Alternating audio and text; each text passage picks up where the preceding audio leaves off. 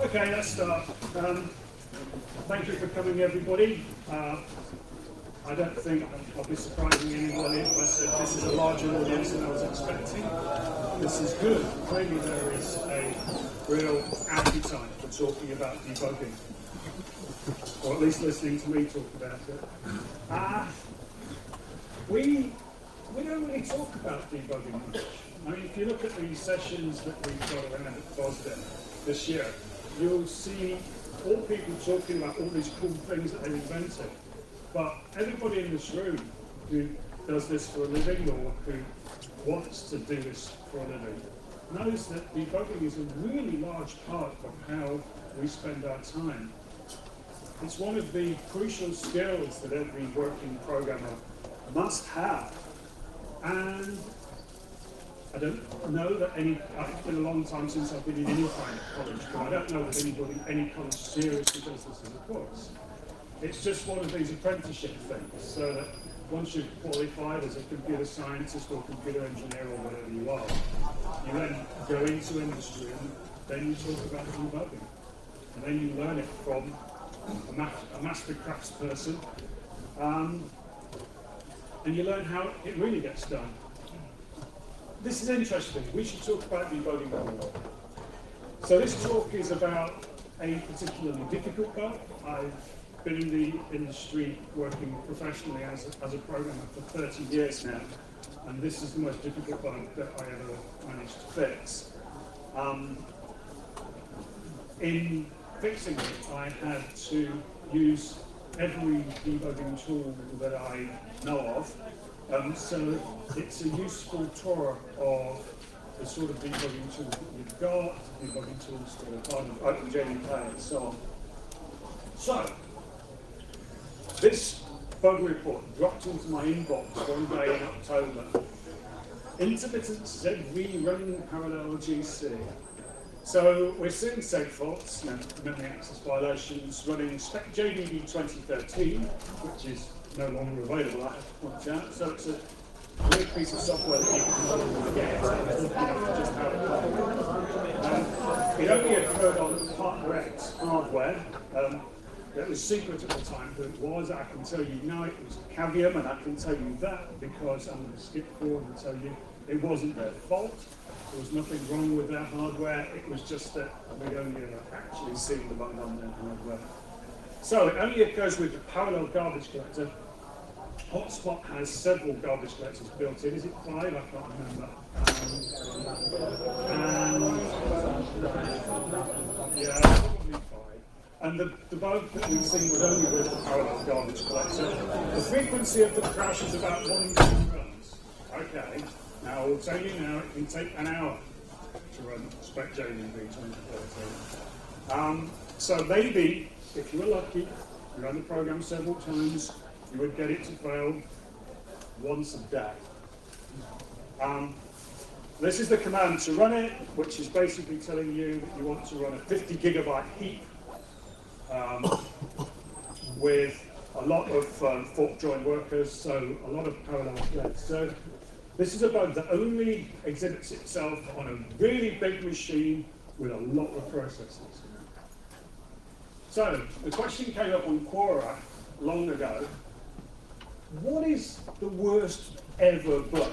And Brian Schmitz, who I think might be at Microsoft, answered. Okay, so this is the bug. It only occurs in production, often replicates the triggered locally. Probability of the bug is low, not low enough to at all. Cause of the bug involves a range condition that only occurs in the load. The cause of the bug is unknown. You didn't write the code that caused the bug, but are responsible for fixing it. The person who the code no longer works for the company. The issue that caused the bug is some library that's reliable 99.9% of the time. In this case, 99.99999% of the time. And thus is the last place you would look. Many others have attempted to debug it, nobody succeeded. It's a logical error that only occurs after a long time. Requires expertise in a field you know nothing about. You have a tight deadline to fix the bug. The bug can't be ignored because your job is at stake. Now,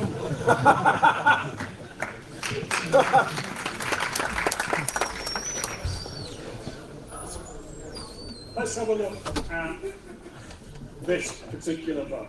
Okay, now, not quite true, we could replicate it. The person who wrote the book code no longer works for the company. I don't know. This is somewhere in Hotspot. Hotspot is a million lines of code. Actually a million, that's not a figure of speech. It actually is a million lines of code. Nobody else had ever tried to fix it before. But the others, some library it's reliable, you didn't write the code. I don't know, somewhere in Hotspot. Debugging requires expertise in the field you know nothing about. Okay, now, I'm possibly going a bit far on a limb here, but I think it's possible to say that nobody alive actually understands all of Hotspot. Unless that's John knows if that's true, but I think it probably is. Okay. Okay, well, nobody was going to fire me if I couldn't find this bug, but I've been working on this AR64 port of OpenJDK for, I don't know, 2.5 years, and 3 years, is it? I can't remember. And basically, unless I found and fixed this bug, we were going to have to abandon the project. Okay? There's no way that we could possibly go into production with this bug. And I'm going to add another one that Brian Schmitz didn't think of. Yeah. Yeah. This is a new chip, right? I'm a very, very lucky person. The machine on my desk is cut from the very first Wi-Fi of these chips. It is the pre-production sample that's going into testing. And hitherto, up until this time, on the other AR64 chips that we had received, I had always managed to find new bugs in the hardware that the manufacturer didn't know about. So, all the time, this is nagging at the back of my head. Is there something wrong with this chip that causes it to make incorrect access on every few billion, actually probably trillion, given that it's running at probably the best part of certainly hundreds of MIPS, and it's taking a day or so to. So you're talking about the fault of 1 in a trillion, maybe.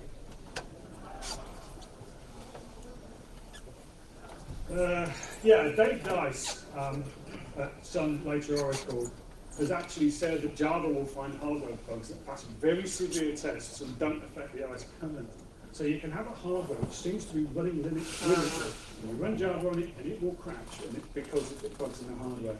So I was simply not prepared to believe that the hardware was reliable.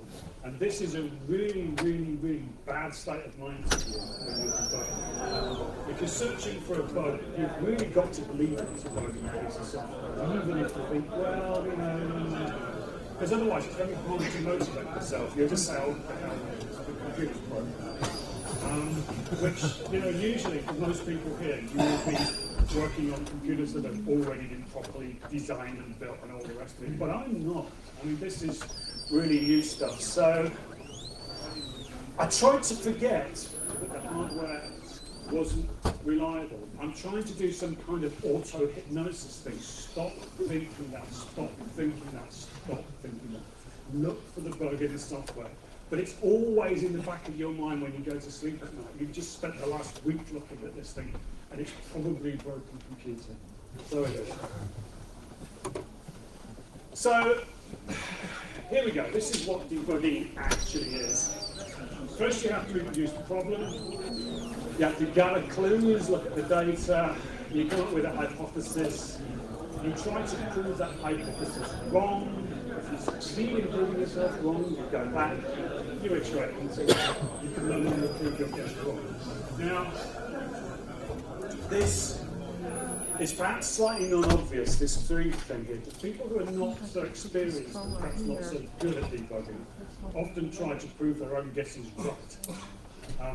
Anybody who's read Karl Popper knows that the process of the scientific method is not really about proving your pet theory correct, it's about trying to disprove it. And if you fail to disprove it, then, you know, maybe you're right, maybe you're not, but that's the best that you ever do. So you make a guess, you try to prove your own guess wrong, and you use the very best intellectual apparatus that you have to prove yourself wrong. this has to be a kind of, not exactly egoless process, but you have to be prepared to be disappointed in yourself. You expect that. And you go through it and you write a patch and you test it, and you know, the rest is kind of obvious. So, you really want to get in there, attach a debugger and see if you can see what's going wrong, but you can't just sit at the console repeatedly running a program. You write a little GDB script. There you go. So what this does, you want to run the program inside GDB, and you add a couple of breakpoints, one at the VM error reporting, so if the virtual machine ever crashes, it always calls this report VM error routine, so that you can intercept any sort of a VM fault. And you put a breakpoint on underbar exit. I don't know how many of you people here know what underbar exit is, but the C runtime always calls underbar exit just before exiting. So you can put a breakpoint on that, and you can set a little action on that, which will run it again. So GDB just sits in a loop, running it again and again. So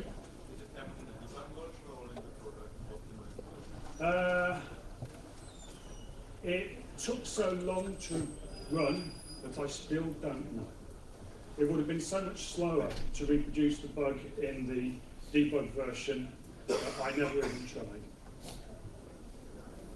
So it just sits there for hours, running away to itself, while I was trying to think about something else to do, maybe go for a walk, have a cup of tea. While this is going on, it's quite difficult to focus on some sort of other task, or at least it is for me.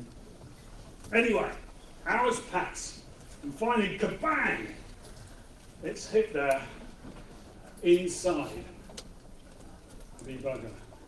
Whoa. But, note, we have all of our variables that we might actually want to tell us what's gone wrong where have been helpfully removed by GCC. This is an optimized build of the hotspot virtual machine, blah, blah, blah, blah, blah, blah, blah. However, there is a way around this, and this is make a change to the hotspot makefiles so that we're no longer building with O3, which is the highest level of optimization that GCC does. We're doing it with OG, that's a lowercase g there. OG is magic.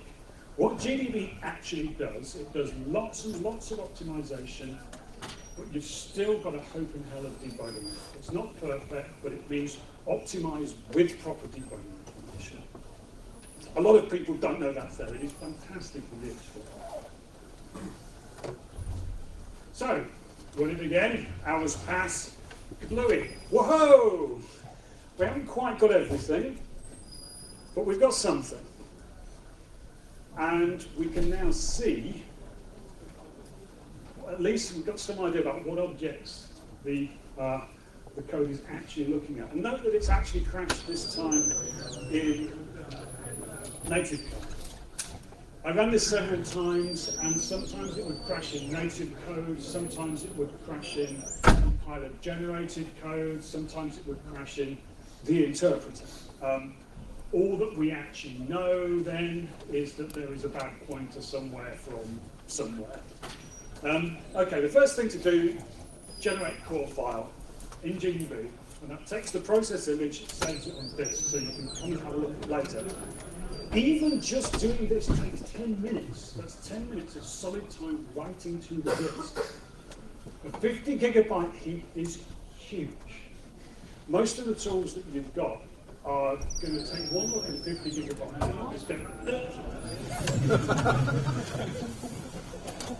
So I was able to do this a few times and gather some data each time, looking for some claims of commonality. At this point, you're just trying to use intuition. You look at the addresses. Is the address obviously complete nonsense? If it's just FFF dead or something, then that tells you something. If it's a pointer that looks reasonable, that tells you something else. So this is what I've got, and this is a fairly typical one. And so we're examining the object in memory. Those of you who know Java will see straight away this is a valid hotspot lock word. This is normally in hotspot, unless an object is actually logged, you'll see something that looks like this, and it's followed by some pointers, which all look perfectly reasonable. There's nothing obviously wrong with that. So why did we get a segfault? Well, what I actually did next was have a look at the assembly code at the point where it segfaulted to try and understand what it was looking at.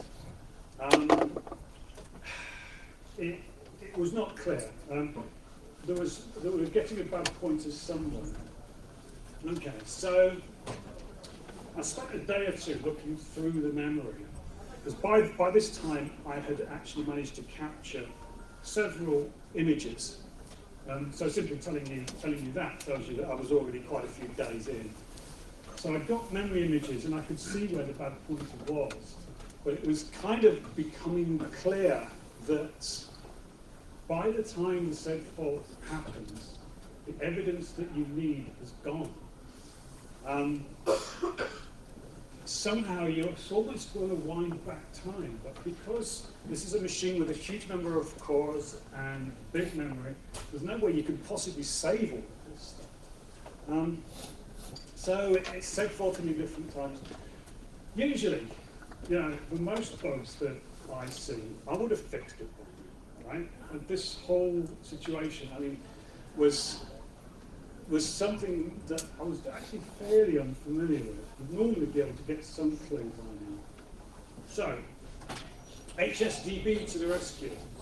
HSDB, okay, anybody here know what hotspot debugger is? Has ever used it? You must do.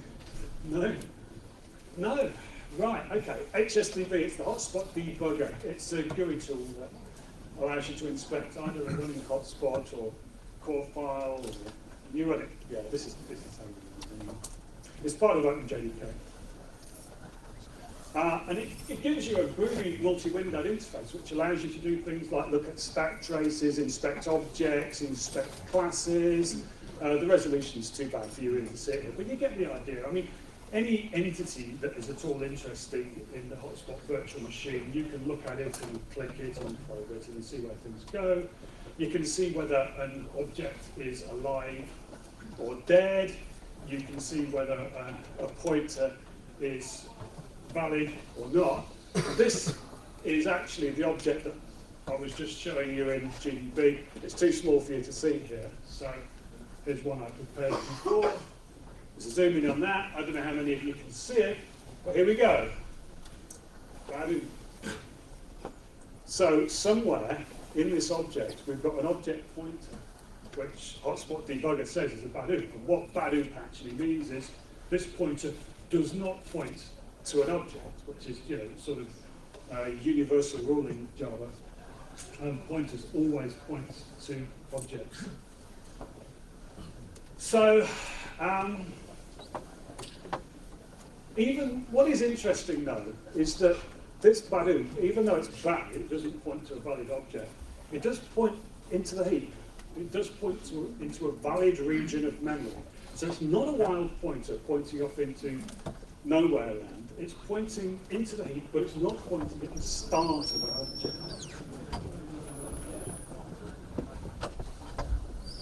Okay, so this is ARM64, ARM64. It uses relaxed memory consistency. Every core has its own caches. They are quite loosely coupled. They're only synchronized by explicit memory barrier instructions. Now, if you've only used the typical Intel x86 processors and so on, you might not be all that familiar with this. But literally, I have seen on some of these systems, you can write to a region of memory, and a long time can pass before other cores actually get to see it. By a long time, I mean long human time. I'm not talking milliseconds here. It can be a very long time. Basically, unless the core gets preempted for whatever reason, that memory is not going to be made visible unless you have some sort of memory barrier obstruction. So, here's my guess, right? Maybe some memory barriers are missing somewhere. This is somewhat complicated by the fact that Hotspot has a lot of what we call stub code. Now, Hotspot is all coded around the idea of fast paths. So, whenever there's something that's executed frequently, you tend to split it up into fast path and slow path. The fast path would be the typical thing where you're allocating memory or something like that. The slow path code would be when, say, you run out of memory. So it's executed very, very rarely. So it is perfectly possible, and indeed this happened with the AX64 port, that you've got some slow path code which is only there for really unusual corner cases, and it can be wrong, and the virtual machine can pass all its tests. God knows, it could have been wrong for years. All of this is possible. So whenever you see something very, very rare happening like this, you start thinking, okay, slow path code. So I spent some time looking at the just-in-time compilers and the interpreter, sprinkling memory barriers all over the place, even though I didn't think they were necessary, just in case. And of course, you know, if there had been some sort of hardware fault, then sprinkling barriers all over the place might have actually fixed it, or at least made the problem move or something like that. But no luck. Bear in mind that, you know, this is still taking half a day, maybe a whole day to reproduce the problem. So, I was pretty much stuck for now. Okay, people, what would you do?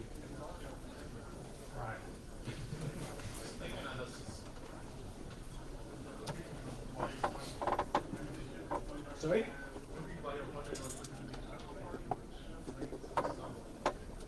Yeah.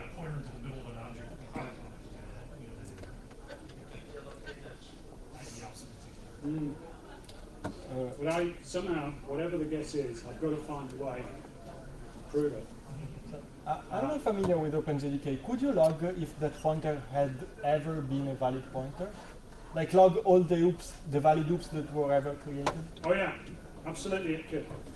Yeah, I mean it could be a stale pointer, for example. It could have been a pointer that was valid once, and then the object got deallocated, and say. Yeah, it was definitely pointing into a valid. Okay. No, it's different place every time. I'm looking where it happens. Yeah. You know, if your CPU is helper of touch point, you can really check when you can read or write access to the address. But it's a different address every time. Oh, you only know that Yeah. Yeah, the seg fault would happen at a different place every time. The faulting address was a different address every time.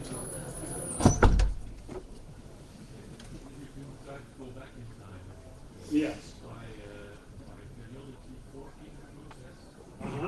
48 gigabyte heat, keep going. Yeah, how big is your offer? Okay. Well, okay, this was basically doing lots and lots of allocation for hours on end, 48 gigabyte heat, 48 processors running in parallel, right?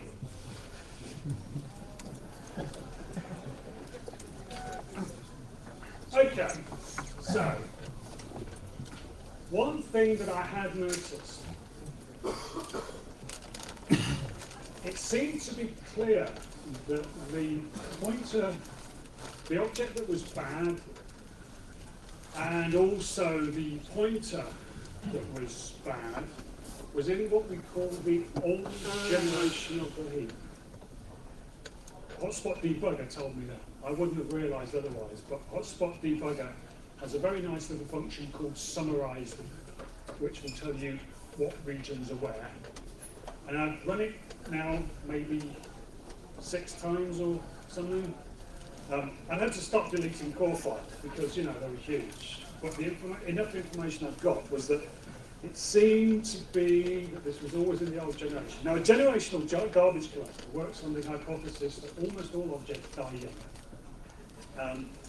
So you collect the young generation fairly aggressively, but once you've failed to collect an object for some number of iterations, you give up, you move it into, shuffle it aside into the old generation, and you leave it there, and you maybe don't even bother collecting the old generation at all, because the chances of anything dying after it's been around for a long time are pretty low. So, this is interesting. It's always in the old generation.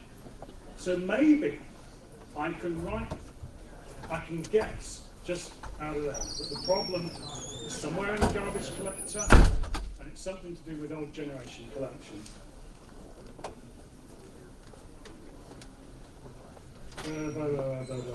Oh yes, and remember, I still don't trust the hardware. So, yeah. Was I looking at a bug in the garbage collector? Look, I've never seen any of that stuff in that spec. I mean, I know it's there, I know it's kind of a good thing, but I mean, at Sun, Oracle, I've always had a separate team doing garbage collection who are good at that kind of thing. I've never ever bothered to look underneath the covers in the garbage collector, and it was too late to tell by the time the sled-fault happened whether the problem was actually the collector itself. Okay, so I wrote a small problem called GC stress, and what it does, it creates an array of events of varying sizes. It tries to churn the collection as much as possible. But what I was also doing was making sure that a very large part of the objects that I was allocating never died. So I'm trying to maximally stress old generation collections. So that every 100,000 allocations, I will decimate the old generation list. I will delete 1 in 10 objects. And then I will call system.gc, which forces a complete collection of the old generation and of the young generation. So that means that the old generation collection is being hit harder than it ever will in any reasonably written application. 10 minutes, and it crashed in the sun. Yeah. And you've got a much narrower scope. Yeah.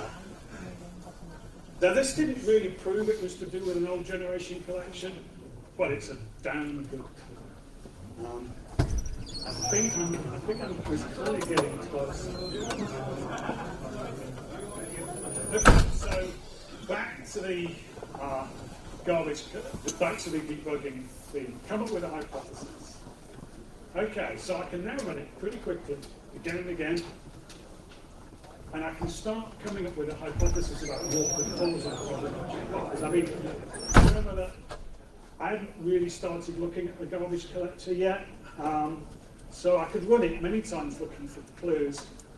Now, parallel garbage collectors split the heap up into regions and assign a different thread to each region, and all the threads work on the heap in parallel, and they've got 1 region each, or 1 region at a time. And then I noticed something else from looking at that pointer. I just noticed, hold on, there's a lot of zeros in that place. And it always seemed to be, it wasn't always the same place, but the interesting thing was, the pointer was often at the start of the region.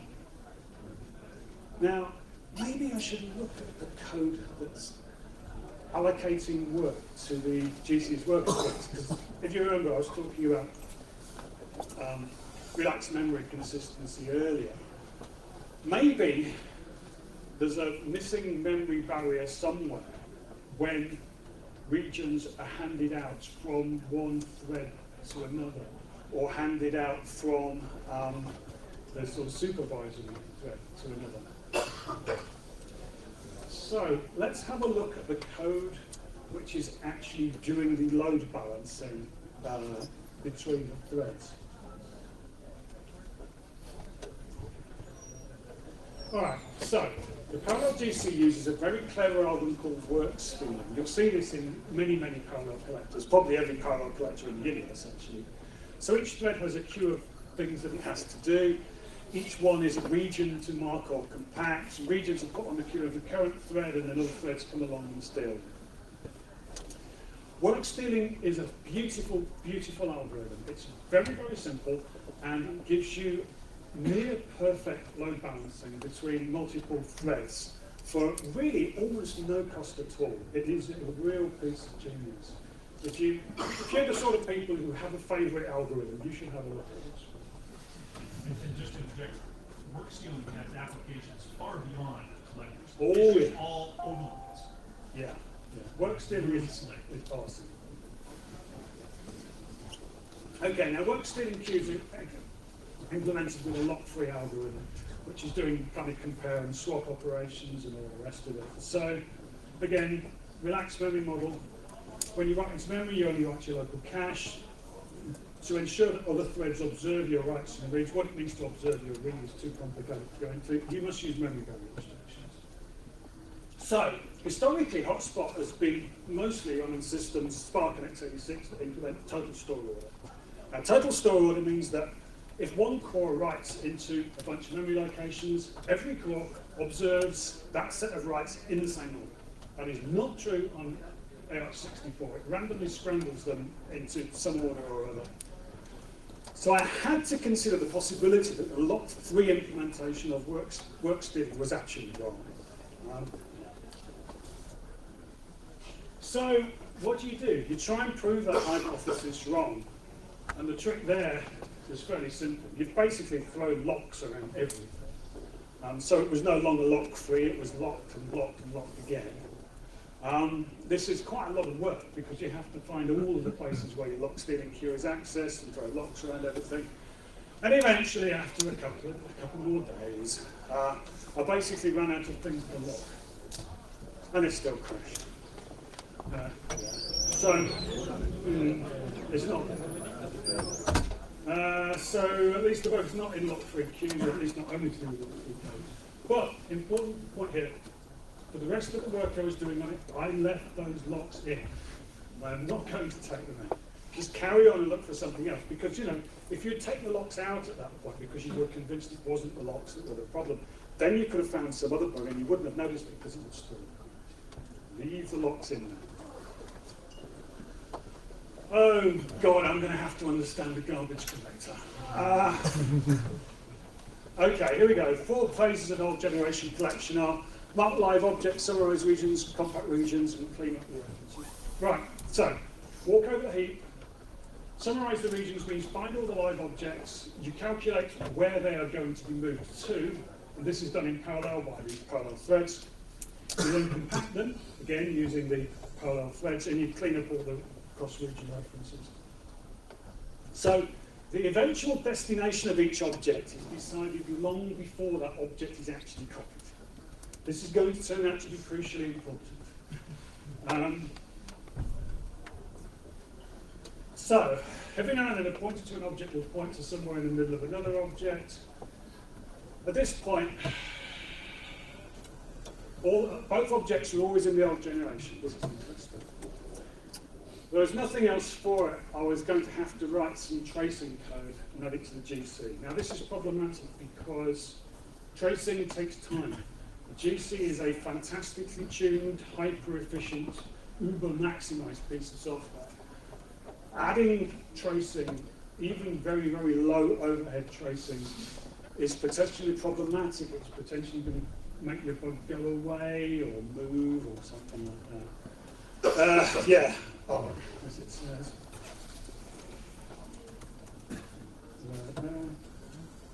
Okay, so I've done low overhead logging before. I know how to do it. You use nmap to allocate thread local log buffers. You make them huge. You map them with no reserve, and you just write into them. This is nice because you don't need to know in advance how big they're going to have to be. I've got oodles of RAM anyway. Yeah.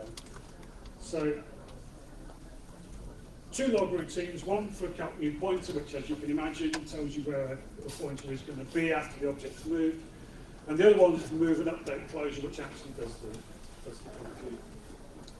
compute. So, I now have a lot of logs, but what I have in these logs is a record of where every object was supposed to be moved to, and where every object actually was moved to. And then I can write some consistency checks, which try and check that they do the same thing. So there must be an exact equivalence between every pointer we write and every object copy. Bang. Okay, there we are.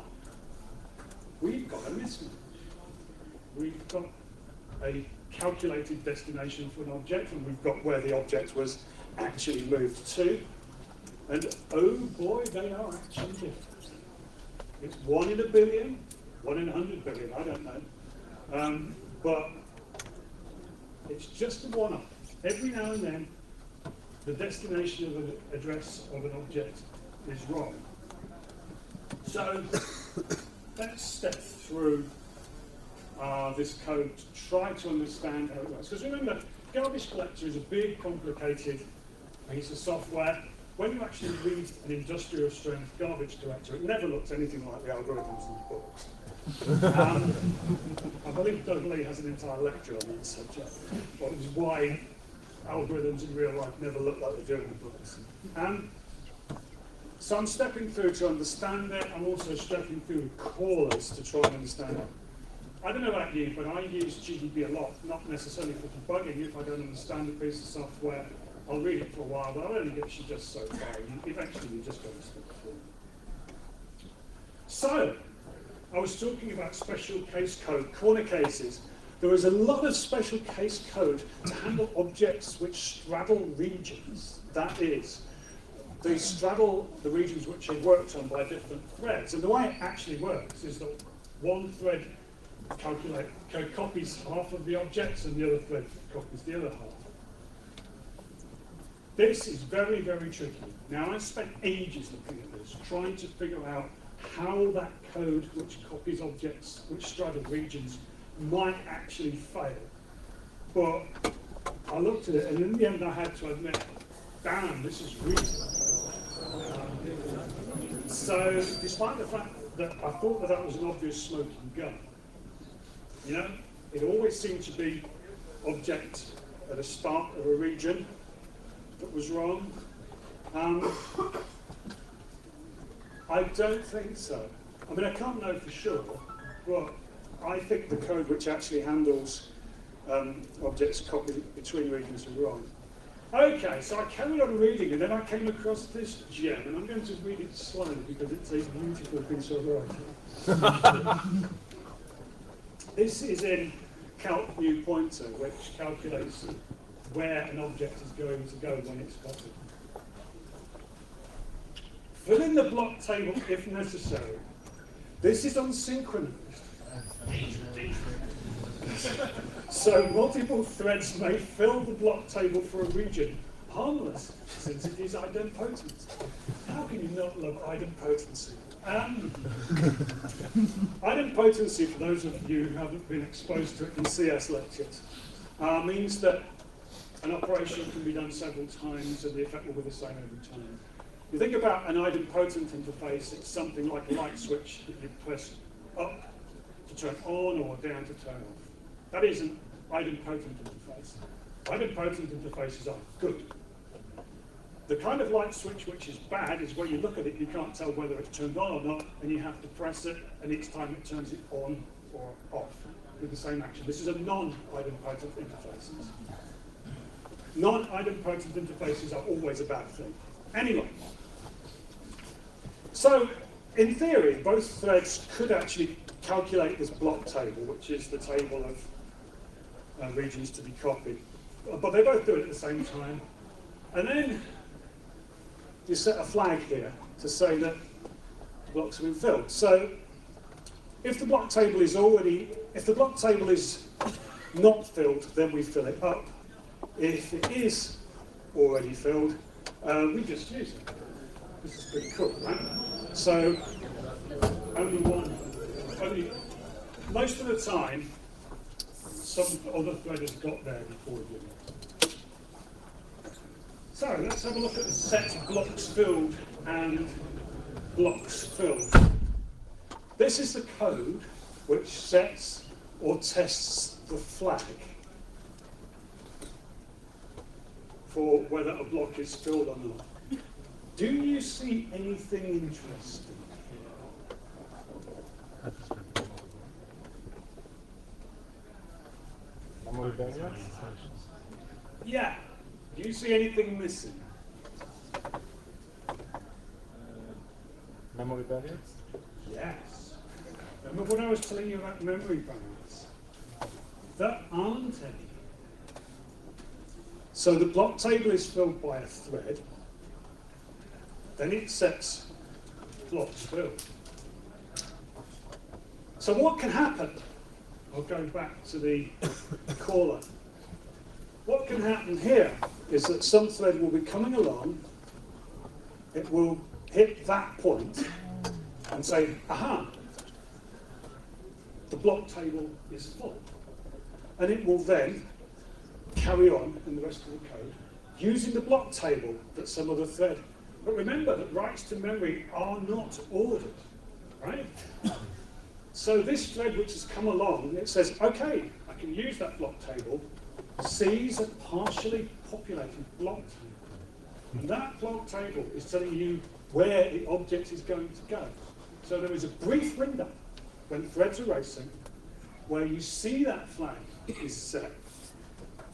You read the data is wrong, or the data is stale. And that was the fix. Yep. One barrier there in blocks filled to make sure that you've got an acquire barrier to make sure that the data is up to date, and another one in set blocks filled. Now, Mark, how long has the parallel collector been around? Yeah.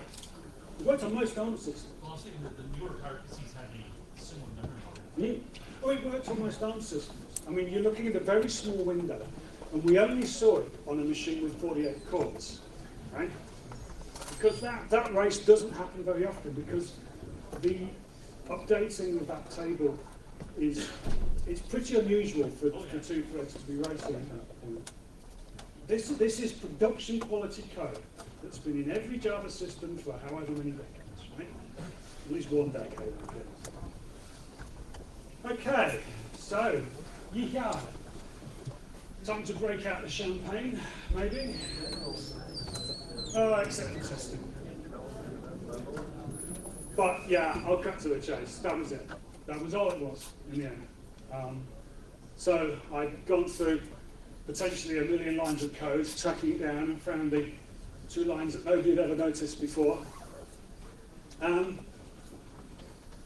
Just to finish up, we don't talk about debugging enough. We certainly don't talk about debugging much here. It's interesting to think about why. I guess the trouble with debugging is that you have to admit that, programming fails. Programmers fail. We all fail. There's no shame. And it's very hard to understand these systems with very relaxed memory consistency.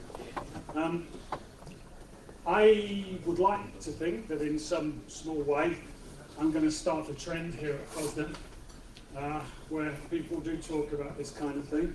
And maybe something like this kind of detective story, this real-world debugging adventure, can be interesting in its own way. I hope you found it so. Thank you.